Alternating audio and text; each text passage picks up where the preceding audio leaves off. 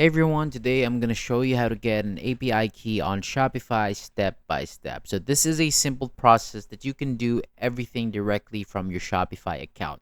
So to get started, I want you to log into your Shopify account. And once you are inside the dashboard, look at the bottom left corner and click on settings. So from settings page, select apps and then next look for the develop apps option and open it. And if Shopify asks you to allow custom app development, click allow custom app development and then confirm it again to continue. After that, create a legacy custom app, enter the name that you want to use for the app, and then select create app to finish setting up. And once the app has been created, open the API credentials section. So on this page, you should be able to see the API key for the app. So simply copy the API key and you can then use it wherever it is needed.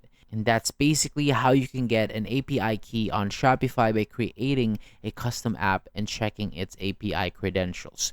Thank you so much for watching. For more videos like this, hit the subscribe button below and I'll see you on the next video.